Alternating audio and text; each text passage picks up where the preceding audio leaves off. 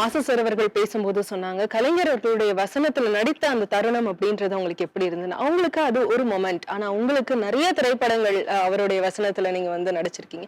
உங்களுக்கு அந்த நேரங்கள் எப்படி இருந்தது? அந்த வசனத்தினுடைய ஆழம் எப்படி இருக்குன்றத நீங்க உணர்ந்தீங்க? என்னுடைய வாழ்க்கையில ஒரு 50 ஆண்டுகளுக்கு முன்னாடி தம்பி மாசு சொன்ன மாதிரி எனக்கு ஹீரோ கலைஞர் தான். ஹீரோனா நான் வந்து சின்ன வயசுல இருந்து பள்ளி காலத்திலேயே நடிக்கணுன்ற ஒரு எண்ணம் இருந்தது. ஆனா ரோல் மாடலா ஒரு ஹீரோவை அன்றைக்கு இருந்த கதாநாயகர்கள் யாரையும் நான் ஏற்றுக்கொள்ள. எனக்கு கதாநாயகன் கலைஞர் தான். ஏன்னா பேச்சு, எழுத்து, அரசியல், அவருடைய ராஜதந்திரம் இது எல்லாம் எனக்கு ஒரு பெரிய கவர்ச்சியை கொண்டு வருது.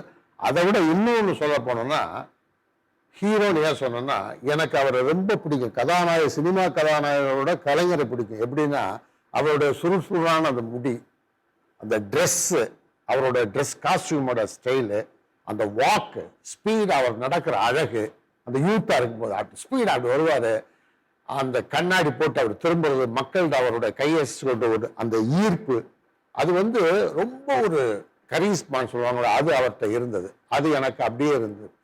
அது எப்போ வரைக்கும் இருந்ததுன்னா அவருடைய 94 வயது வரைக்குமே அந்த ஈர்ப்பு இருந்தது, அந்த அழகு இருந்தது. அவர் தான் உண்மையிலேயே வந்து ஒரு ரியல் ஹீரோனா அவர் தான். அதனால இது எல்லாம் சேர்ந்து என்னை வந்து அறிவும் அழகும் சேர்ந்து என்னை ஈர்த்ததுனால அப்படியே அந்த பயணம் அப்படியே போனது.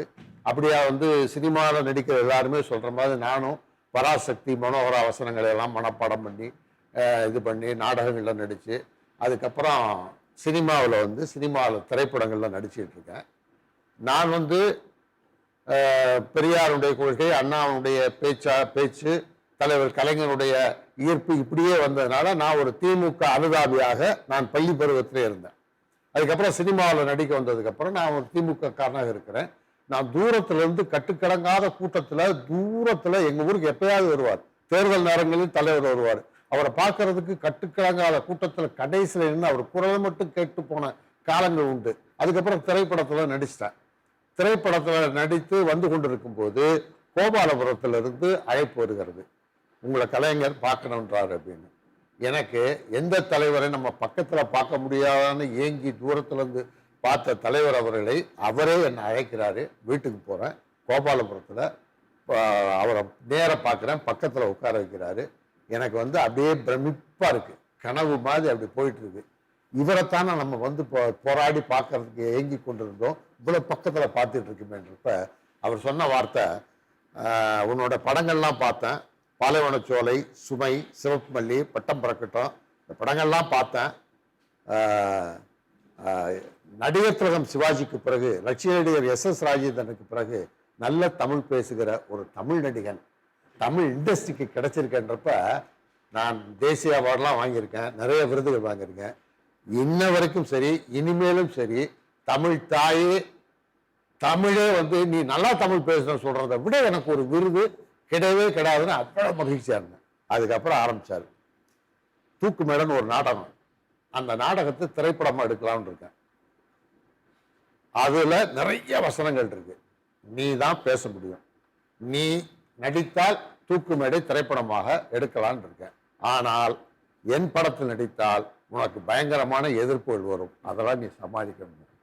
நான் சொன்னேன், நான் அடிப்படையில் வெறும் சினிமா நடிகன் இல்லை தலைவரை, நான் வந்து திமுக காரன், அதனால இதை விட எனக்கு ஒரு மகிழ்ச்சி வேணுமா. அதாவது சிவாஜிக்கு பேசிய வசனங்களையும், SSRக்கு பேசிய வசனங்களையும், KR ராமசாமி பேசிய வசனங்கள் நான் மனப்பாடம் பண்ணி பேசியிருக்கேன். இந்த சாதாரண இந்த தொண்டன் சந்திரசேகரனுக்காக தலைவர் கலைஞருடைய பேனா திறந்து எனக்காக எழுதப்படும் போது இதை விட எனக்கு என்ன வேணும், நான் நடிக்கிறேன்னு நல்லா சொல்கிறேன். தமிழ் இண்டஸ்ட்ரிக்கு நீ வேணும், கஷ்டப்பட்டு இந்த இடத்திற்கு நீ வந்திருக்கிறாய், அதை நீ பயன்படுத்திக்கொள், அதை பாதுகாத்துக்கொள், அதுக்கப்புறம் நீ முடிவு எடுத்துக்க, உனக்கு ஒரு வாரம் டைம் தர சொன்னார். அடுத்த நாளே போய் அப்பா நான் தூக்கு மேடையில் நடிக்கிறேன்னு சொல்லி தலைவரிடம் சொன்னேன். அதுக்கப்புறம் தான் அந்த படங்கள், அது மட்டும் இல்லாமல் தொடர்ந்து அதிகமான படங்கள் அவர் படங்கள் நடிச்சிருக்கேன்.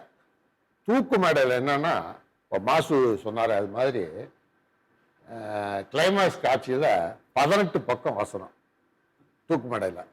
அதாவது எண்டில் வந்து அந்த தூக்கு மேடையில் நின்றுட்டு பேசுகிற மாதிரி வசனம். இதெல்லாம் வந்து தலைவர் எழுதிட்டாரு, தலைவரே உட்காந்து ஒவ்வொரு முறையும் படித்து காமிச்சிட்டாரு. அமிர்தம் சார் தான் டைரக்ஷன். அப்போ ஷூட்டிங் ஸ்டுடியோவில் நடக்குது. அப்ப என்ன சொல்லிட்டார் தலைவர், ஸ்ட்ரைட் ரெக்கார்டிங் பண்ணிருங்க, டப்பிங் வேண்டாம், ஏன்னா அப்பதான் வந்து பேசுற கிளாரிட்டி அந்த ஜீவன் கரெக்டா கிடைக்கும் அப்படின்ட்டாரு.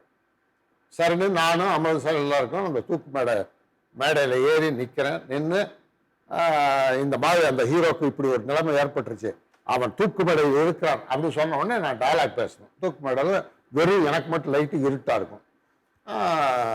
பெரிய டயலாக், 18 பக்கம் டயலாக், சும்மா 2-3 வரி சொல்றேன்.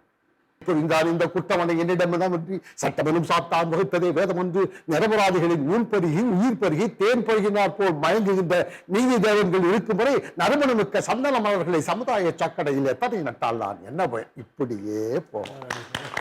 இப்படி 18 பக்கம். இதே நான் டயலாக்லாம் ரெடி பண்ணிட்டேன். ரெடி ஆயிடுச்சு. எனக்கு மட்டும் லைட் போட்டாங்க.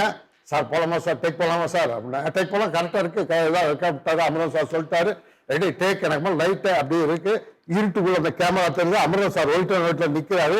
ரைட் மைண்ட்ல ஏற்றிக்கிட்டேன் டயலாக. பேச போறப்போ ஒரு ஒயிட்டா ஒரு உருவம் தெரிஞ்சது கேமரா பக்கத்துல ஒரு சேர்ல. பார்க்குறேன் தலைவர் உட்காந்துருக்காரு. தலைவர் ஐயோ என்ன பயங்கர டென்ஷன்ல டயலாக் பேசிட்டு இருக்கப்ப நீங்களும் வந்து உட்காந்துட்டீங்களே அப்படின்னு. அப்படியா, கரெக்டா இருந்தது, அப்படியே பேசு அப்படின்னு சொல்லிட்டு சரி நான் வரேன் அப்படின்ட்டு வெளியே போயிட்டார். வெளியே போனோம், நாங்கள் கொஞ்சம் தெம்பு வந்துருச்சு, பேசி முடிச்சிட்டேன். ஆனால் பேசி முடிச்சுட்டு சவுண்ட் இன்ஜினியர் வெளியே இருக்கார், சவுண்ட் இன்ஜினியர் ரூம்ல. அங்க போய் நம்ம டயலாக் கேட்போன்ட்டு வெளியே வர்ற ஹெட்போனை போட்டு தலைவர் உட்காந்து கேட்டுக்கிட்டு இருக்காரு. அவர் வெளியே என்ன நல்லா இருந்தது சந்திரன், இந்த இடம் கரெக்டா இருந்தது, இந்த இடம் கொஞ்சம் நல்லா பண்ணிருக்கலாம் அப்படின்னு சொல்லிட்டு அப்படி பேச, அப்படி ஒரு அவ்வளவு ஈடுபாடோட ஈர்ப்போட இருந்த ஒரு ஒவ்வொரு எழுத்துல வந்து அண்ணாவோட எழுத்துக்களை வந்து மாற்றிடலாம், வரிகள் எழுதுவாங்க. இவர் ஒரு எழுத்து போச்சுன்னா இதாயிடும். இப்படிதான் பூம்புகார் படத்து ஷூட்டிங்ல இதே மாதிரி உட்கார்ந்து அவர் சொல்லி தான் சொல்ல நான் பார்த்து கேட்டேன்.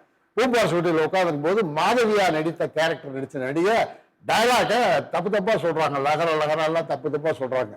அப்ப தலைவர் உட்கார்ந்து இவர் என்ன என் டயலாக் இப்படி கொள்றான், இவ மாதவியா இவ மாதவி அப்படின்னா அந்த மாதிரி நிகழ்ச்சிகள் நிறைய.